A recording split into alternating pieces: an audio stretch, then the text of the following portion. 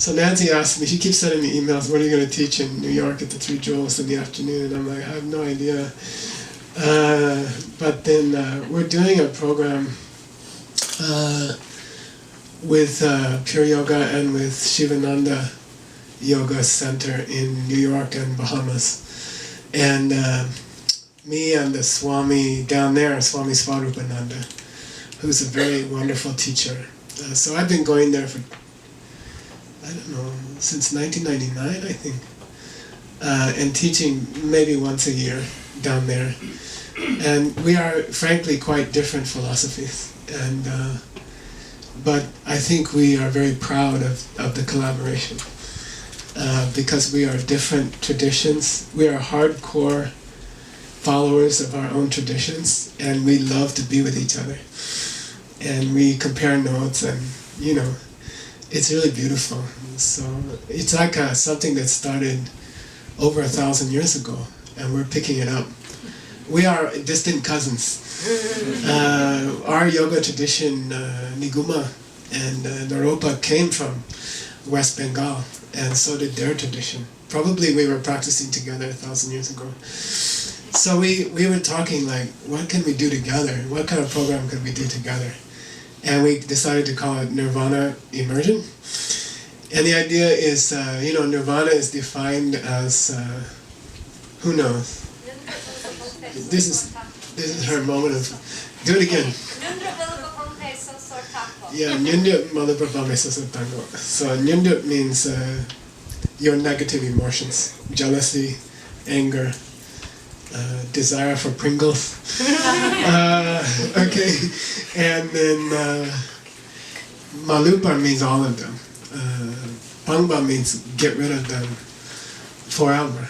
Susatangok means because you saw ultimate reality.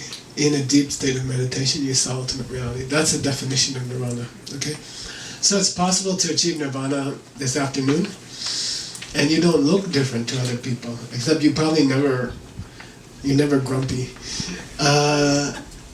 It's not enlightenment, it's not full Buddhahood. Okay, Nirvana comes long before that. And Nirvana is when you achieve the ability never to get upset again. No one can upset you again, ever. And you are never jealous of anyone again. And like that, all your negativities are forever. You're not even thinking about your old boyfriend anymore. Okay? Like, you are beyond. And that's Nirvana, okay? And that can be any time in your life you can achieve Nirvana. It's not the same as enlightenment, okay? Enlightenment comes later. In enlightenment, you expand further. And you are able, for example, to see all events on all worlds in the universe at the same time, past, present, and future. All things which have ever been, all things which ever shall be, and all things that are now, you are able to perceive in the same moment, every moment of your life, okay? And then you serve on those planets in countless bodies. Nice. Maybe him, her.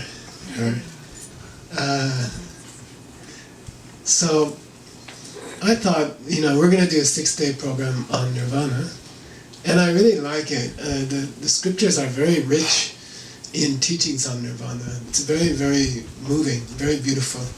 So I've been working hard on those, and there's about, I don't know, 100 pages of new translations and writings on Nirvana.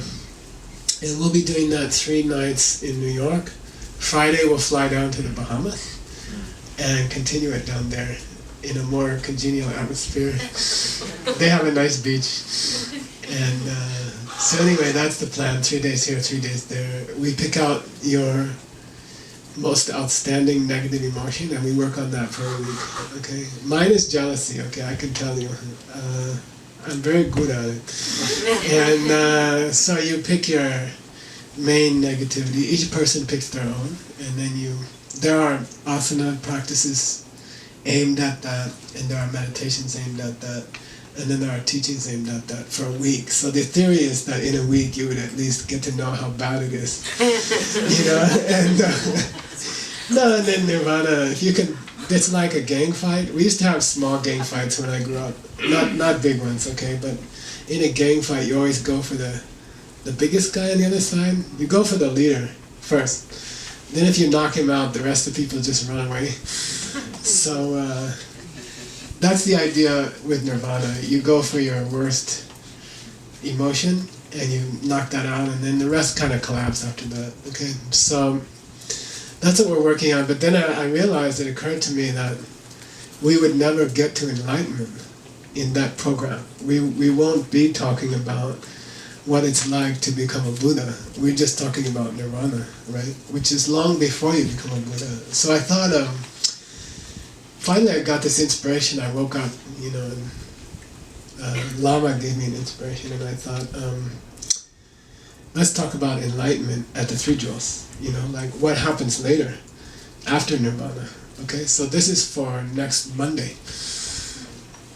Enlightenment, because up to then you're just doing Nirvana. Okay, well, I'm going to talk about enlightenment with you.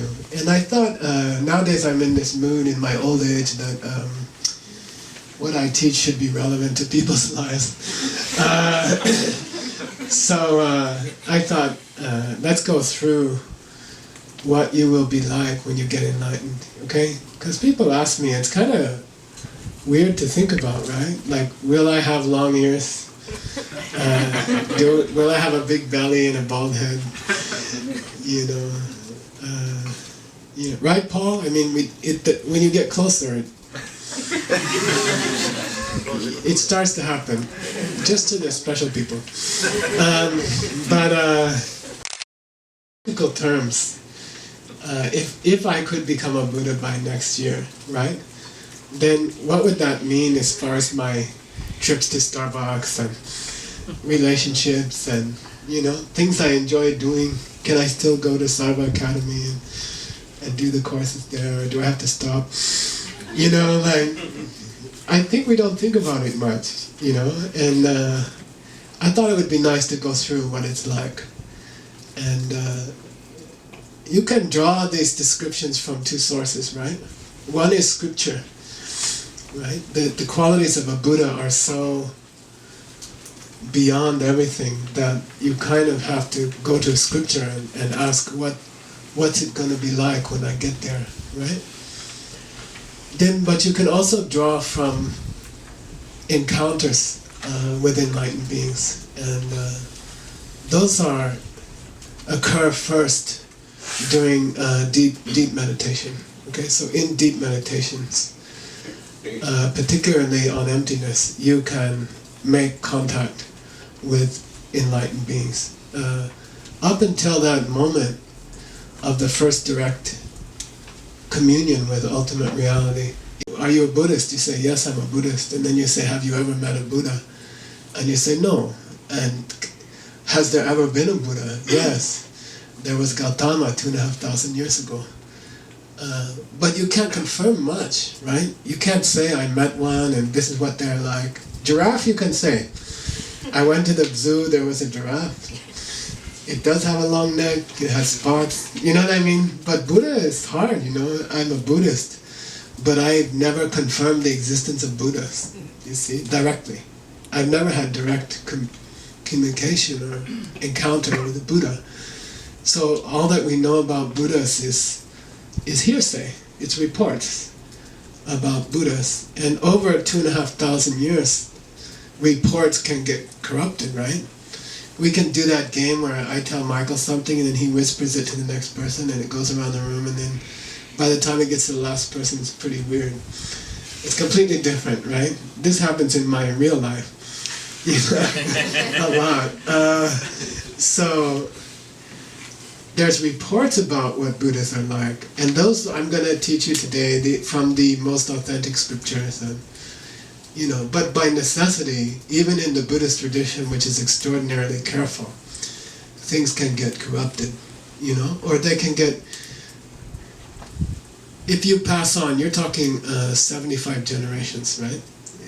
If for 75 generations you pass on something without having met them, without having met a Buddha, then that information can be a little academic or something, okay? And then you've got to go into states of deep meditation. You have to learn how to meditate, come to the 3 jewels, learn how to meditate, or to the classes in other parts of New York. And then at some point, if you're careful, and if you're well-trained, and if you're devoted, you will have direct experiences of enlightened beings. And then you can see the scriptures are generally correct, but not as cool. Okay? Alright? So we will draw from both sources, okay? About today, okay? So let's get started. Does anybody not have a reading? Raise your hand.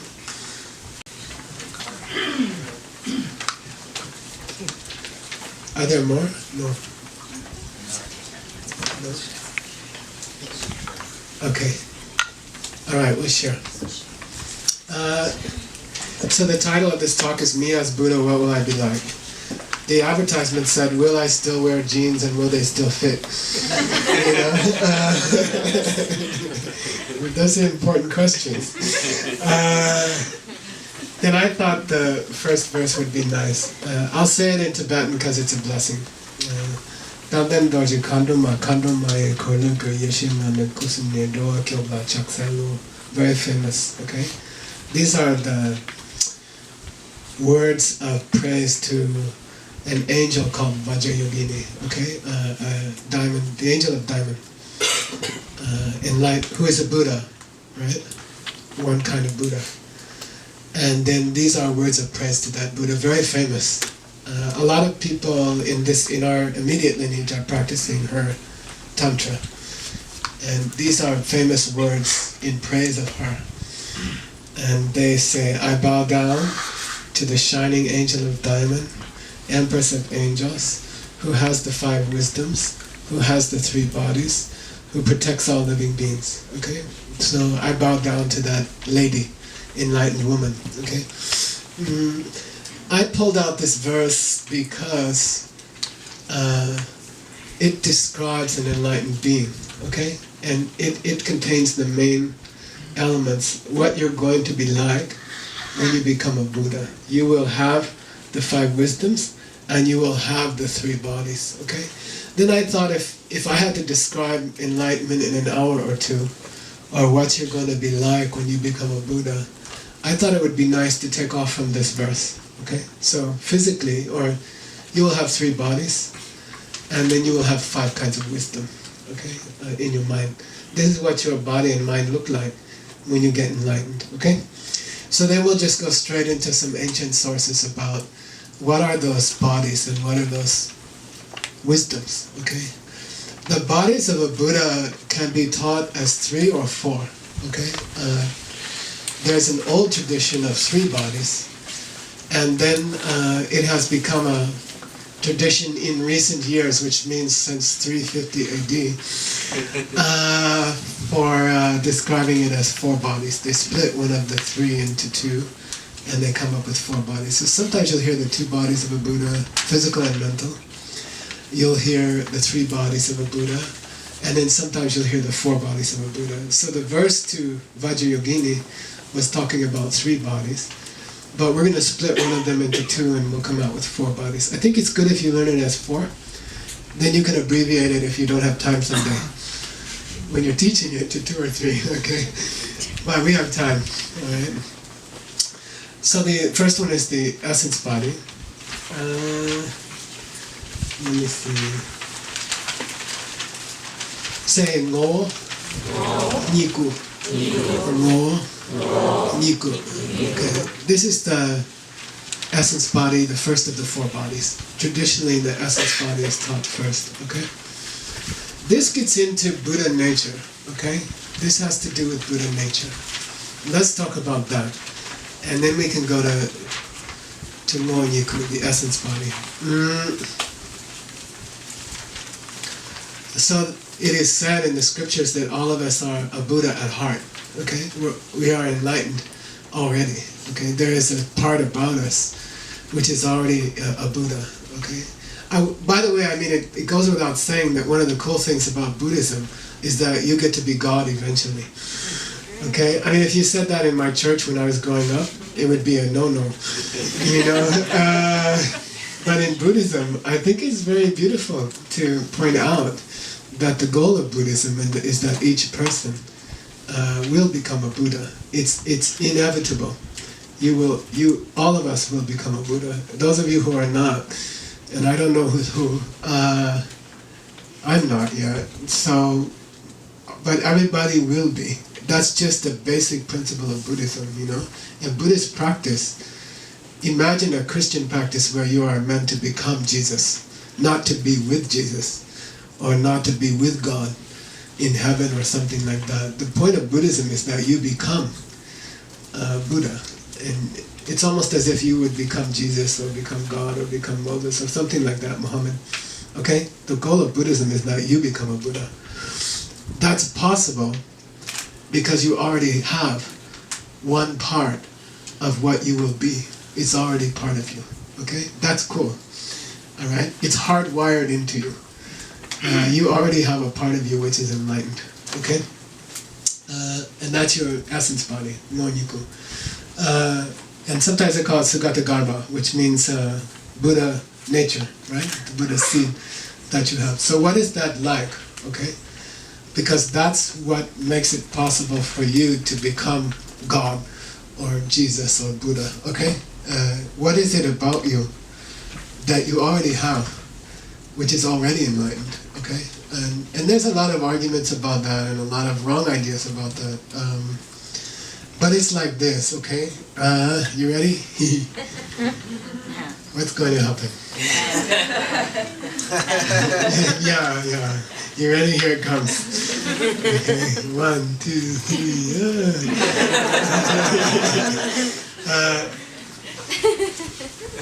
I'm not going to do the whole pen thing because you'll fall asleep. The people in DCI are conditioned to fall asleep when I go like that.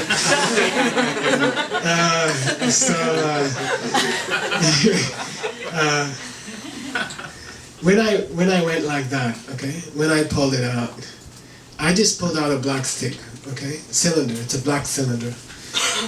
In the moment that my hand went from not visible to you to visible to you, in that moment, a karmic seed broke open in your mind. Okay? A karmic seed broke open in your subconscious. Alright? And out of that seed popped a small picture made of light. It's just a, what do you call it? It's like a, what are those?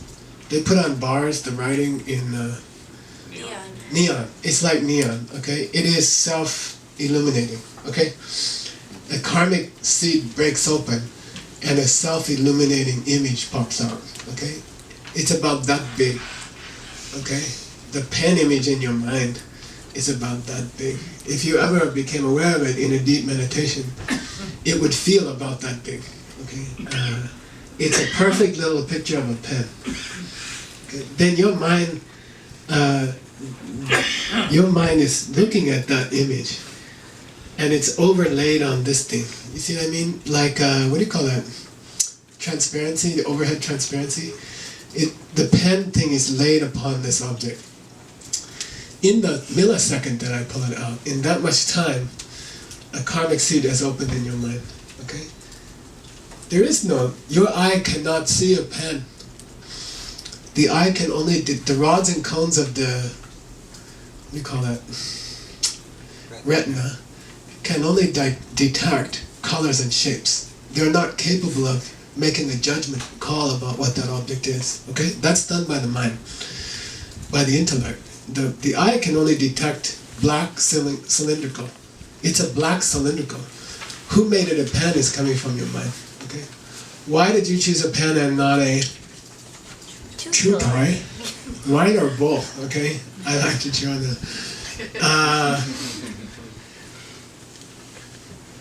Is that you had the karmic seed to see a pen. Okay? You had the seed in your mind. Who put the seed there? Only you. No one else can put a seed in your mind. Okay? Only you can put a seed in your mind. And you can only put it in your mind by interacting with another person.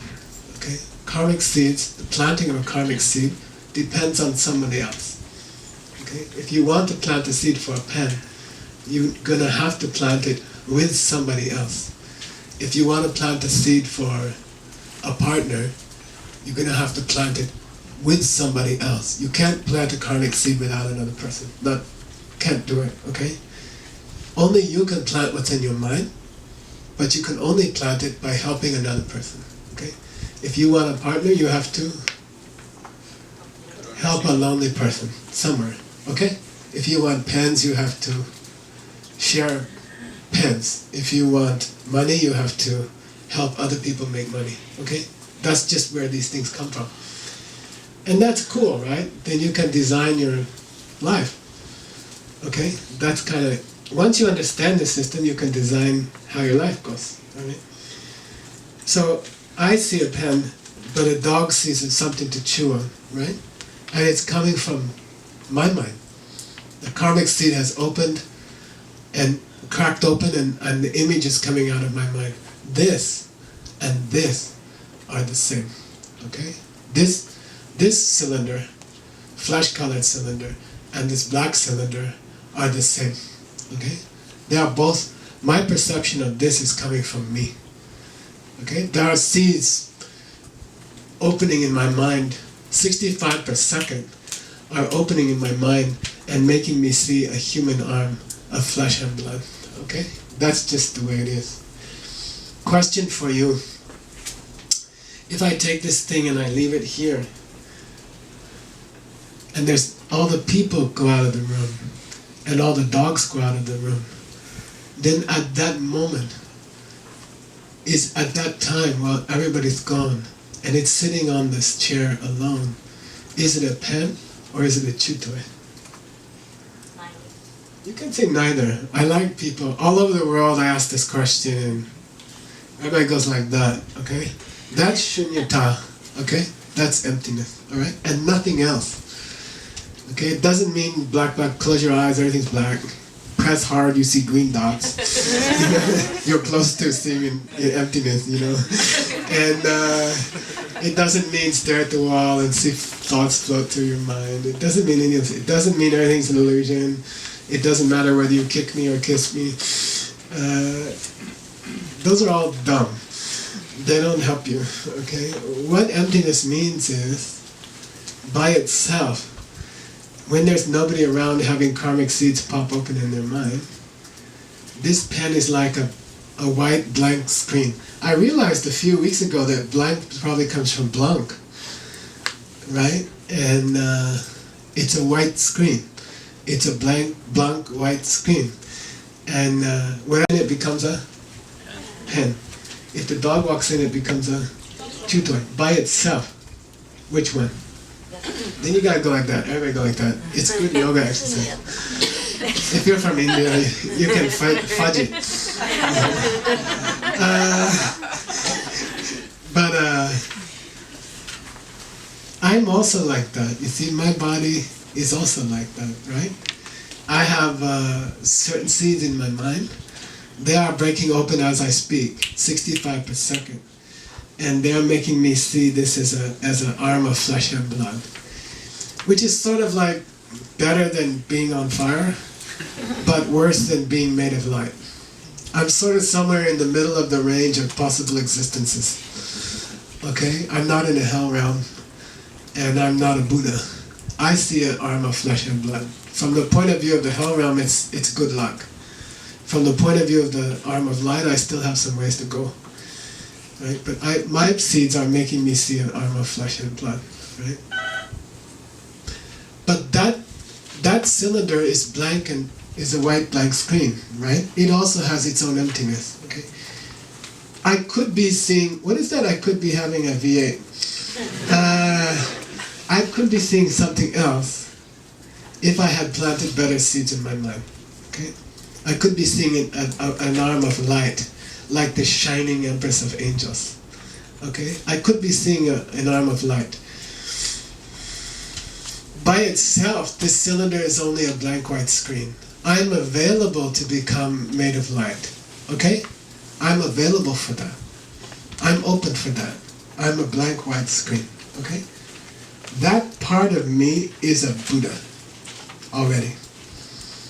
Got it?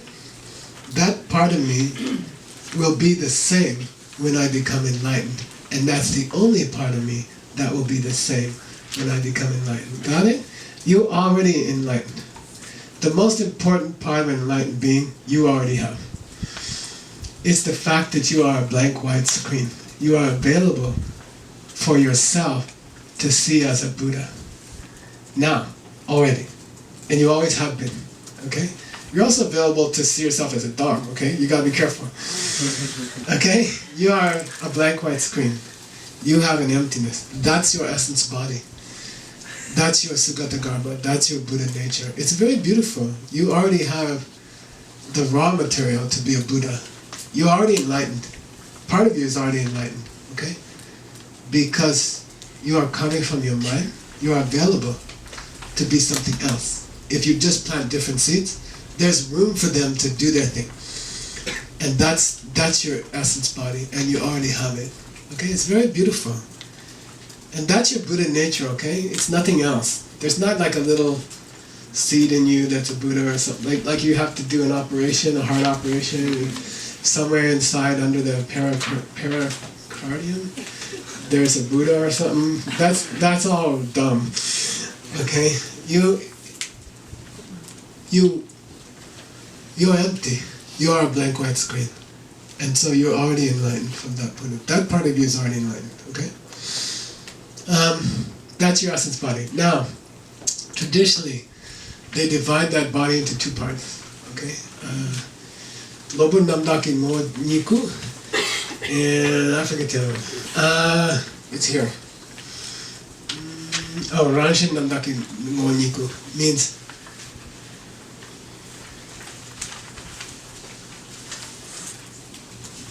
there's an emptiness hanging off of every object in this room, okay? You got to get used to that. How many emptinesses in this room?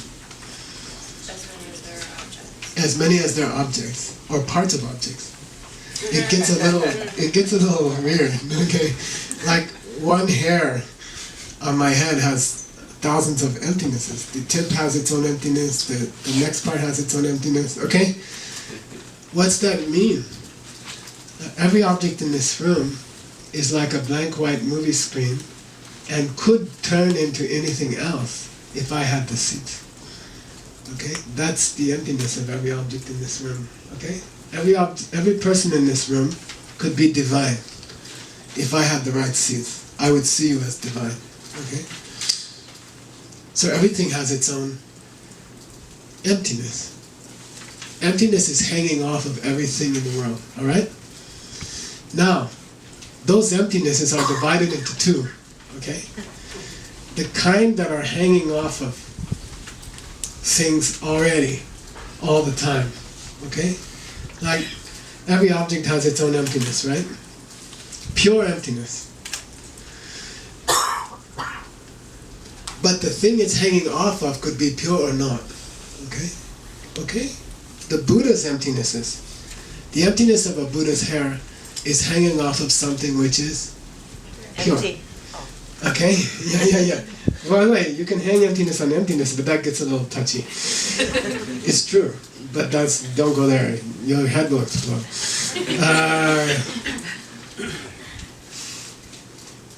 So emptiness can be hanging off something which is pure, or something which is not yet pure, or something which was impure and is now pure. Okay? So the essence body of a Buddha is divided into two kinds. One is the part which has always been pure, which is the emptiness that you already have. You already have the pure by nature Buddha body is already part of you. Okay? But the emptiness of a Buddha, of the parts of a Buddha which used to be impure and are now pure, we don't have that one. Got it? We are impure, we are mortal, and we are limited to the present moment, right? Our knowledge is limited to the present moment. We are impure. If we practice hard, we will become pure. Okay? Our physical body will change, and our mental being will change. and they will become totally pure. The emptiness of those things, which were impure and are now pure, is half of the essence body. And we don't have that one yet. Okay? We don't have the emptiness of the things that used to be impure and are now pure. Okay? Sometimes you can call it the absence of the impurity. Okay? Which is technically not emptiness. Alright? Those of you who care. Okay? Anyway, to summarize the first of the four bodies, just because we don't have 3 weeks to talk about it, there's a piece of you which is already enlightened and will not change. And that's the fact that you are available to be anything. If you had different seeds, okay? There's a part of you which is available to be anything. And that you're going to carry all the way to enlightenment. That part of you will not change. And that's the reason you will become enlightened. It's inevitable. Okay? Because you have that seed in you, you have that emptiness, you must become a Buddha. In time, every living creature, from amoebas to humans, right? Every ant, every bird, every mouse, every whale will become an enlightened being. It's inevitable. Okay? That's your essence body. So I like that one. Like, if you die in the middle of class, at least you heard that one. Okay? Right? Somebody told you you're already part Buddha, and proved it to you. Okay? Right? It's the same. Okay? You have that body already. And it's very beautiful. Okay? You are already partly divine. Okay? And that's the reason you must become divine eventually. Okay? If you practice. Eventually all beings change. Okay? That's one of my favorite things about Buddhism. Okay. All right, body number 2, page 2 at the bottom.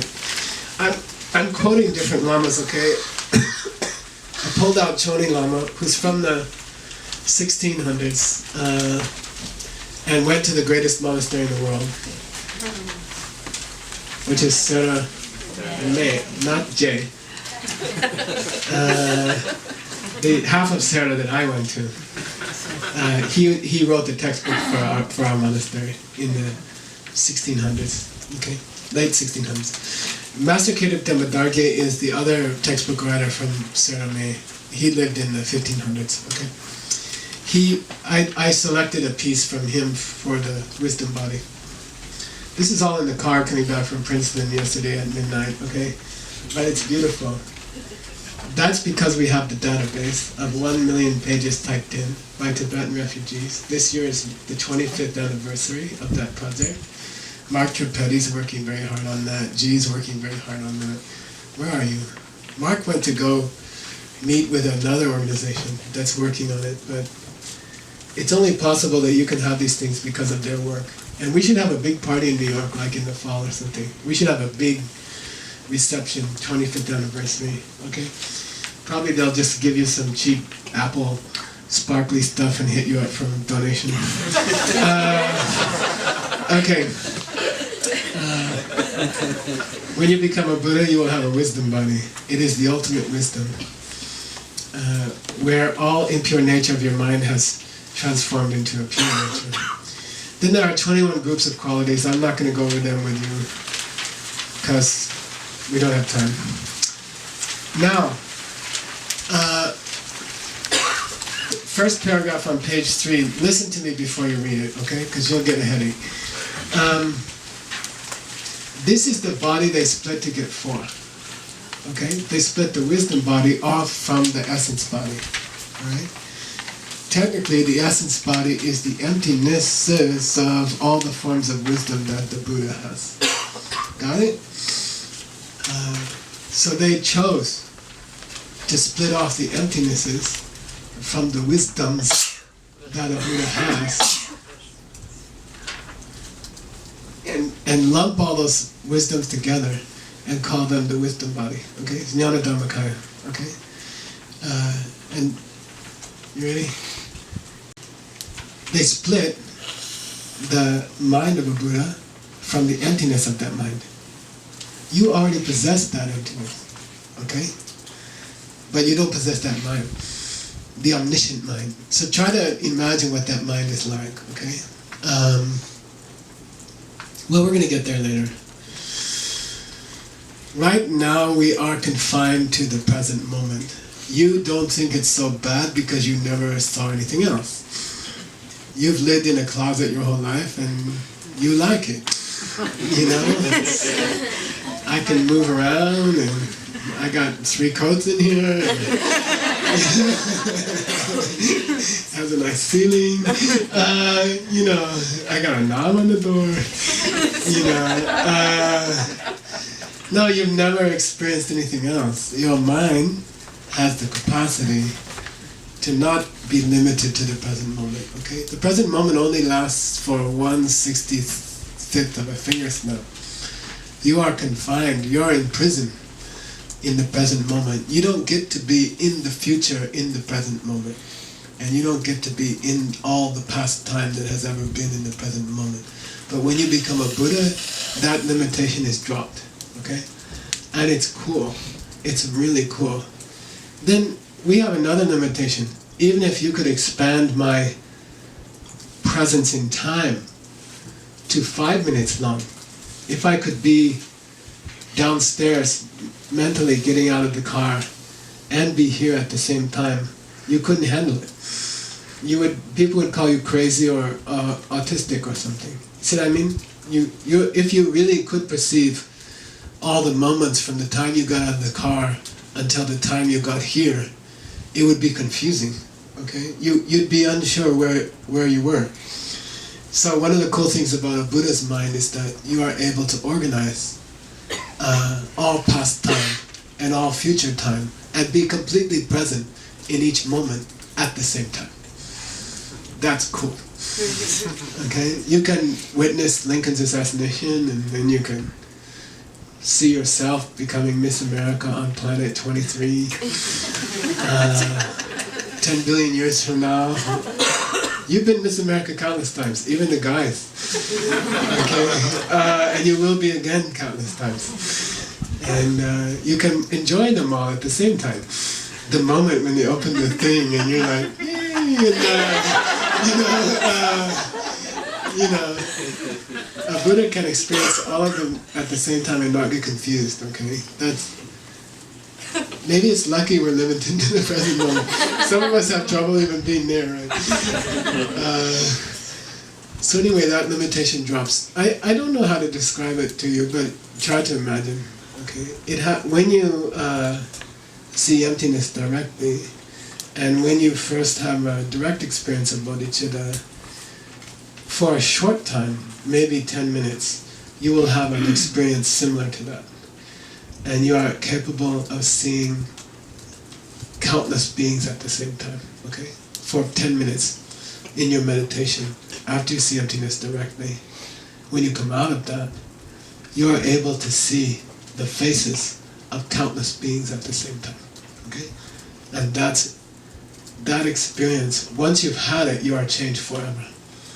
You can never be the same. And your priorities can never be the same, right? You're talking countless planets. And you know that you will take care of them. And part of the experience is you know that you will take care of them, those planets, and each of those beings. And you see them all at the same moment. You see the faces of every living being. Animals, birds, fish, amoebas, humans, gods. You see them all in the same moment, okay? Your mind has this capacity. When you become enlightened, that becomes a permanent state. You are that way all the time, okay? Try to imagine what your priorities would be if that ever happened to you for 5 minutes. Could you worry about not getting your latte in the morning if you knew you had an appointment on 1 billion planets, shortly? Okay, that's a huge blessing to have that experience. If you come to the 3 jewels, I'm doing a sales job. If you learn to meditate, really, you can have that experience sitting in this room, where you are now. That can happen to you if you play your cards right. Right? Come, make it a regular practice. Do your meditation regularly, quietly, modestly, no big fuss. Just come, do your meditation. That will happen to you. And then your life has some kind of special meaning, right? So anyway, your mind has that capacity. Why? Sometimes they say, Jnana Dhammakaya, right? They mix the wisdom of a Buddha with the emptiness of that mind. What's the emptiness of the mind mean? I can go like this and say my arm is the same as the pen. But I can also go like this and say my brain is the same as the pen. Okay?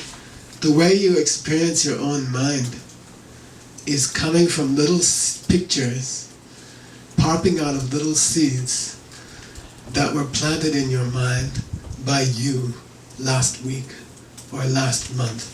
I was unkind to someone who was sad. They needed some help. I ignored them. That planted seeds in my mind. Those seeds are opening this week. I feel depressed. You are not thinking the depression, you're listening to it. You are a witness, right? Are you the thinker of the thoughts in your mind, or are you the person listening? Because you can't be both at the same time, right? You're actually a, what do you call, victim/witness? You don't have a choice. You have to hear what seeds open in your mind, you know? Michael, are you here? Yeah, he used to go up to see Ken Rinpoche, our teacher, right? And I used to go up to try to translate or take them tea or something. He used to come like once a month to see our Lama. And I remember one day Ken Rinpoche was yelling at him, and Michael was having some personal crisis about something. I don't remember what it was. And probably about where to park your car or something. And Rinpoche was yelling at him and saying, just be happy, just be happy. You know, and then Michael laughed, and then I went upstairs and I said, Rinpoche, you know, what kind of advice is that? You know, like, tell somebody, just be happy. If they could be happy, they wouldn't come to have an appointment with you. You know? And because you're only listening to what seeds are popping open in your mind, you don't have a choice.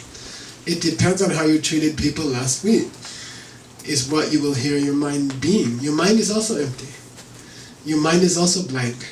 And you will experience your mind in exact accordance to the seeds that you have planted with other people. If you've been kind to people who were sad or depressed, then you will hear happy thoughts. And if you haven't been, you will hear depressed thoughts. Okay?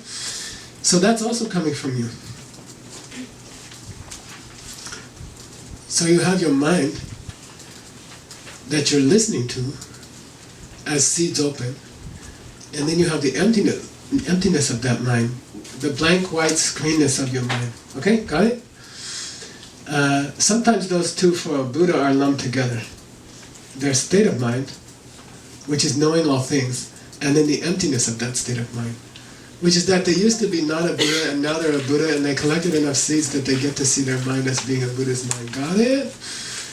The closet mind went to the billion planets mind. Alright? Did it change? No. Did the seeds change? Yes. The mind is the same. Same mind. Okay? Same thing, right? Pen or chutoy. Same as the mind. Human mind, closet mind, or billion planet mind. It just depends on what seeds you have. Okay? So in our tradition, for the last, 17 centuries, we have split those two into two. The mind of a Buddha, the mental state of a Buddha, and the emptiness of that mind. The emptiness is part of the essence body, and then the wisdom body is the mind of a Buddha. So far we have two of the three big parts of any creature. There's your physical body, there's your state of mind, and there's the blank white screenness that lies behind both of them. Okay? You have your blank white screenness that lets you be anything. Then you have your mental part, and then you have your physical part. We have finished this blank white screenness part with which body? Essence body. And then we finished the mental part with the wisdom body. So now we can go on to the two physical parts of a Buddha. Okay. The top of page 3, the point he's trying to make is that the wisdom of a Buddha, from the blank white screenness of that wisdom, because the wisdom of a Buddha produces the two physical bodies of a Buddha. Got it? It triggers the two physical bodies of a Buddha. You get enlightened first. A millisecond later, your mind sends out bodies. Okay? Technically, in the first moment of enlightenment, you are deficient. You don't have a physical Buddha body yet. The wisdom mind, the mental state, creates two bodies within a millisecond after that. Okay? So the first millisecond is sort of dicey. It's a big subject of debate in the monastery. Oh, first millisecond of a Buddha. Are they a Buddha? Yes. Are they a full Buddha? Yes. Do they have all the bodies of a Buddha? No. You know, like that. And then people love to argue about that, okay, all night long. It doesn't go anywhere. So anyway, in the first millisecond after your mind becomes enlightened, you start getting bodies, physical body, different kind of physical body. Here we go, body number 3. Chonin Lama. When you become a Buddha, you will have a paradise body. I'm on the second half of page 3, okay? And it's called Ngepa Nga Den. Say Ngepa Nga Den. Ngepa Nga Den. Ngepa Nga Den. Okay. It's defined as the physical body of a Buddha which has 5 things about it which are absolutely certain. I call it certainty just because it sounds cool. But when you become a Buddha, you will have a body, a physical body, that has 5 qualities that are always the same. So it's that physical form of a Buddha is defined as the physical form of a Buddha that has the 5 qualities which are always the same. They're never different, okay? They are fixed forever. All Buddhas have those 5, okay? This is the body you hang out in your paradise, okay? You have a Buddha paradise, and you hang out in that body there, okay? Then you have other bodies that you send to planet Earth, Michael Wick bodies, take care of the fundraising, Nancy Karen bodies, sent from Buddhas that are hanging out somewhere else, like a cosmic Starbucks. And then they are sending bodies here to pay the bills at 3 Joules, so we can have this talk. So we're going to go through the 5 certainties, the 5 things that you will definitely have when you get that body. The first of the 2 physical bodies. Number 1, it is certain to be adorned by the marks and signs of the body of an enlightened being, and these will be perfectly distinct, okay? There are 112 marks and signs of an enlightened being, okay? I pulled them out in case we had time to start them, but it's not going to happen. But maybe next time, okay? It's cool, all right? For example, if you look carefully at a Buddha image, they will have this little dot here, right? And that's a part of their physical body. Only Buddhas have it. They weren't put on those paintings, but other cool things were. This particular thing, it's weird, okay? There's a little hair here that grows on an enlightened being, and it can stretch to the end of the universe. And it represents their ability to see to the end of the universe, okay? The karma for that sign of an enlightened being is helping your own personal teacher get to where they need to go. Okay? Isn't that interesting? Like Rinpoche would say, who wants to drive me to the airport? And there'd be like 100 people like, I want to take you, you know? We would fight over taking him to the airport. Because then you get this theme. And this allows you to see the needs of countless people. Okay, it's a special ability to see the needs of countless people. I want that. So you have to like go on. What's that? Cheap air tickets or something? What's the other one? Orbit. Yeah, for those of you who spend half your life on orbit trying to find cheap flights from Bahamas to Moscow.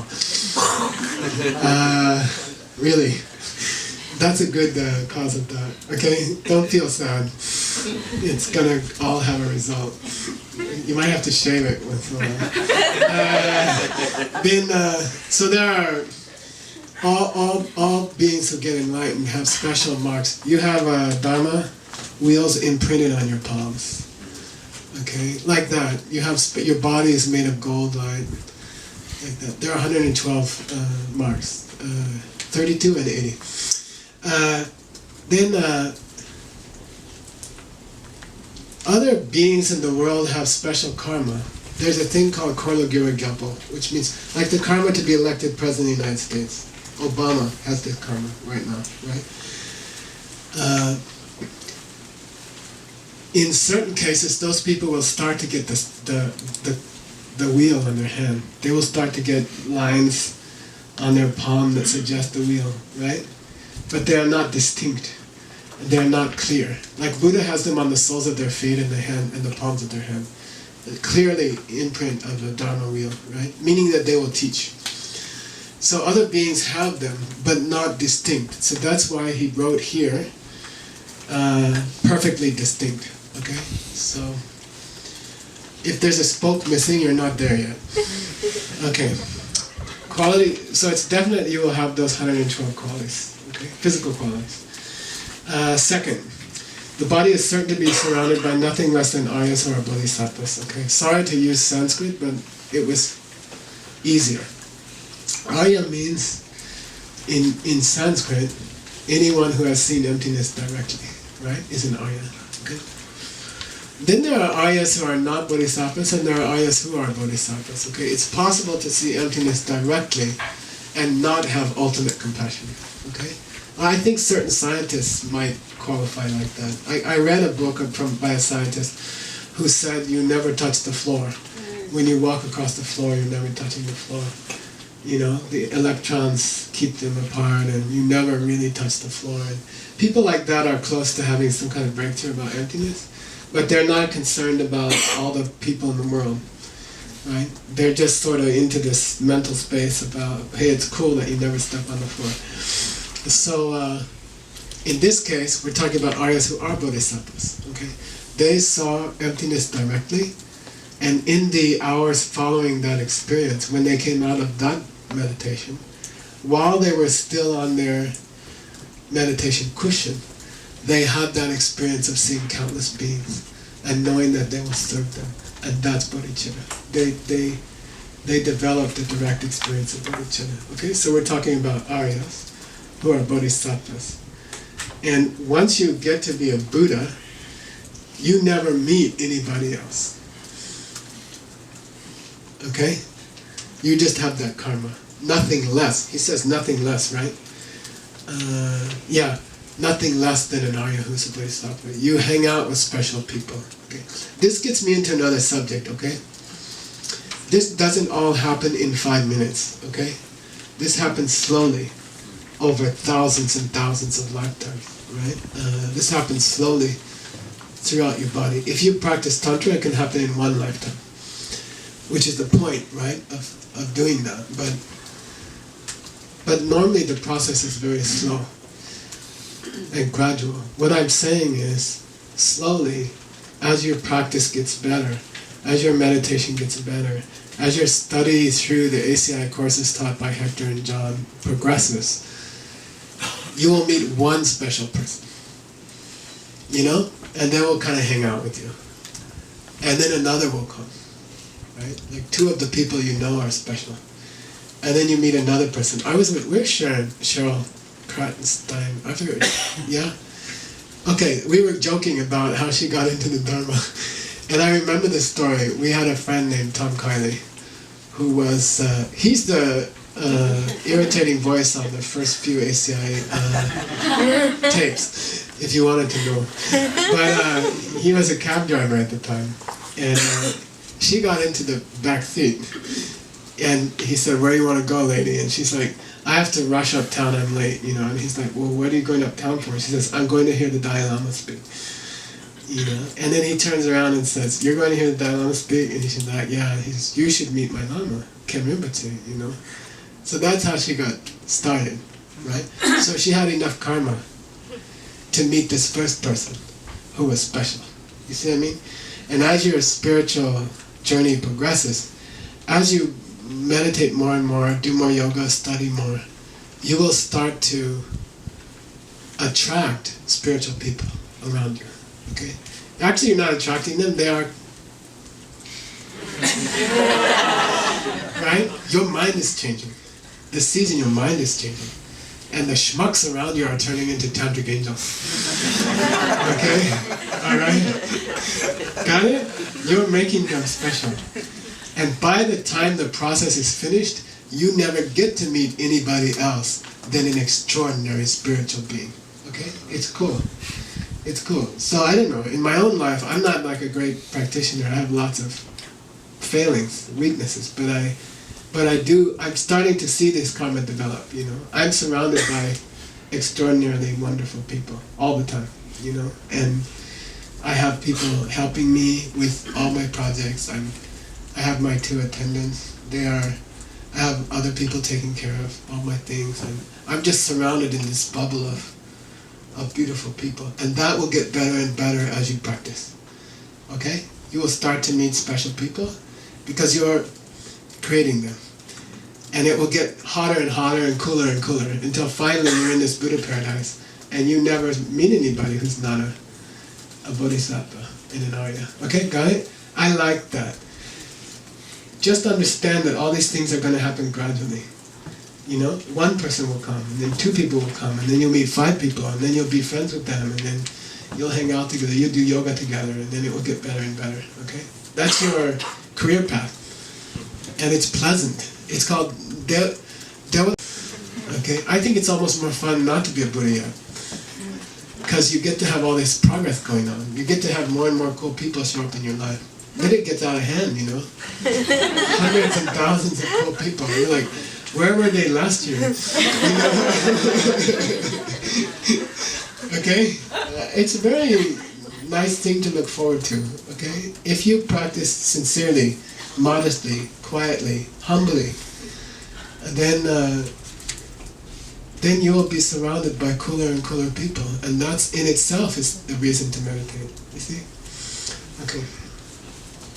I'm almost there, and I'm really appreciative of that. I appreciate all the beautiful people around me, you know? I'm very lucky that way. Okay. Number 3.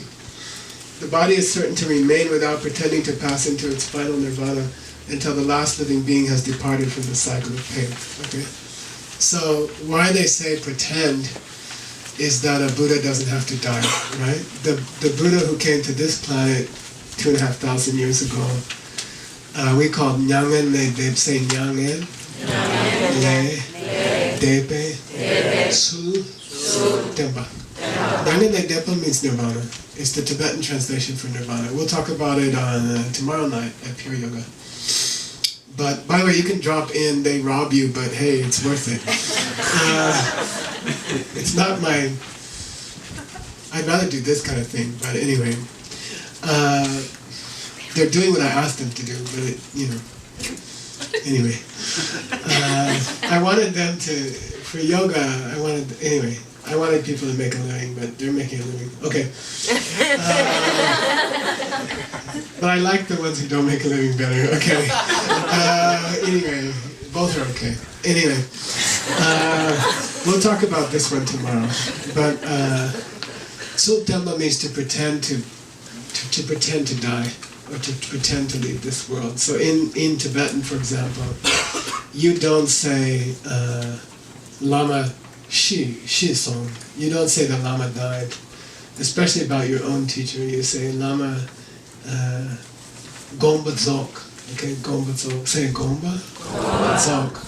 The Lama's wishes were fulfilled for the time being. Okay, they don't say died. They don't say Lama died. So they say they left this planet because it was the right time or something like that, which I don't believe in. But anyway, they shouldn't leave at all, right? Okay, so that's Gomba Dzok.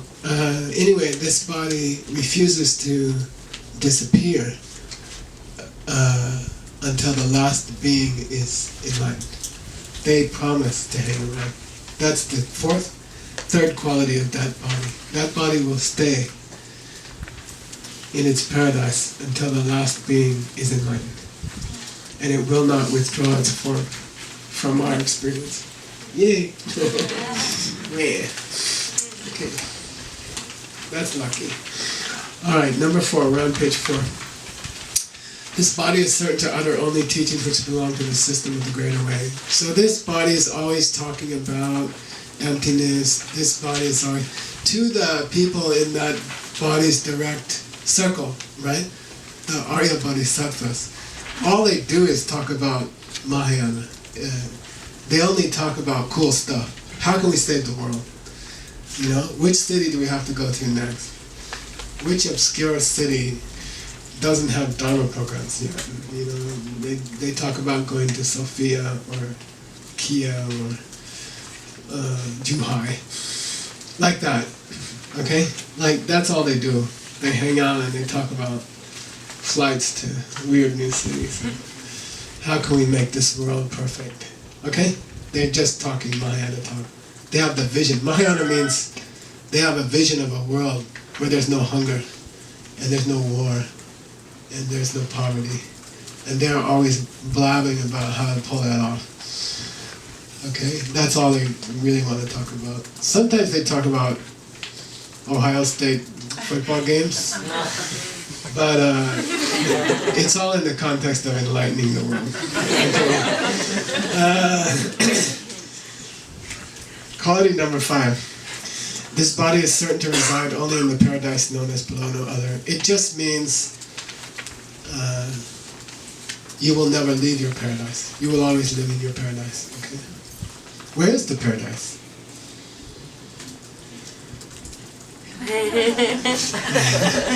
Where is the paradise? Where is your Buddha paradise? It won't be a different place, okay? Apollo will never find the Buddha paradise. Okay, now you think that, right? Part in your mind you think sometimes other planet, right? Buddha paradise, I mean, your child mind takes over. When your parents taught you about God when you were a kid, and you automatically assumed he was up in the sky somewhere. I don't know why. They say God in heaven, and then you have this picture of a guy with a big white beard, and he's up higher than the airplanes go because you've looked out the window of the airplane and no, I mean when you're a child you think like that. And I think that stays with you. I don't think you ever outgrow that. You feel like, oh, Buddha must be up there somewhere. Buddha paradise must be up there somewhere. And then the in heaven part gets confusing, right? Even in Buddhism they say in the heaven, or you think it must be somewhere else, right? Or I don't know about you, but I don't know, when I got to be a teenager, I started to perceive the world as, what do they call those Russian dolls? Matryoshka. What do you call it? Matryoshka? Matryoshka. So it's a doll within a doll within a doll. So then you start to see the world as, maybe there's realms that I can't see, like onions layers. And Buddhas are in like the 4th layer out or something like that. But you still think you need a plane to get there or something like that. When you get more sophisticated, when someone teaches you well, then you have to realize your Buddha paradise will be right here. Probably 3 jewels, okay? So you better pay the rent. Okay? No, I mean, it's just a pen thing, right? What you saw as normal and what you saw as a room in New York City, you will see as a paradise. Okay, that's all. You don't go anywhere. All right. I like to think that in New York there will be a lot of Buddha paradises. You know, I think New York is a good place for that. I love New York. I think it will be a place like that. There will be many Buddha paradises in this city. This is a special city. Special people are attracted to this city. I think it'll be nice. Okay, anyway, those are the 5 qualities. They don't change. Now we get to the 4th body of a Buddha, okay? This gets a little weird. Kiriptema Dhargya defines the Nirmanakaya, right? The body of emanation.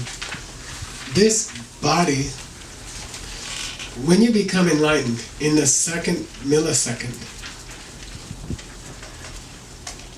your karma is so powerful that bodies appear on countless planets. Countless bodies appear. I like to think of it as a Michael Roach body appears on every bus in every city on the planet. Like I'm in a bus in Gujarat State, India, and I'm on a bus in New York, and I'm on a bus in Hong Kong, helping the person next to me, all at the same time. Try to get the feeling of that, okay? You are emanating countless bodies on countless buses to sit next to countless depressed people and cheer them up. You know, if you're in Ningbo, you're gonna pull out a Snickers bar. You know, like, you wanna share the Snickers bar with me? You know, like, he's gonna have all these Snickers emanation bodies. And like that, just make people happy, okay? Try to imagine that. Try to imagine what it would feel like to suddenly appear, to get on a bus and sit down next to every lonely person on the planet at the same time. Okay? Because that's what happens. That's the emanation body. How do they define it technically in the scriptures? It's any body that you send out which is not the one with the 5 certainties. So that kind of covers it, but I think it's kind of cheating to define it that way. But it's not bad, right? By the way, at that point you have the capacity to emanate bodies which are not living creatures. You can emanate as a tree for a person who needs a cool, quiet place to sit under. And you can emanate as the sound of the waves for a person on the beach. Okay? And you can sing to the people from nature. Okay? You are nature. You can emanate as nature. And you can sing to them from the sea. And you can sing the sound of the waves to people sitting on the beach. Okay? If it would make them happy. Okay, it's very beautiful, right? So that would be wonderful, right? To do that on countless planets. Okay? At the same time.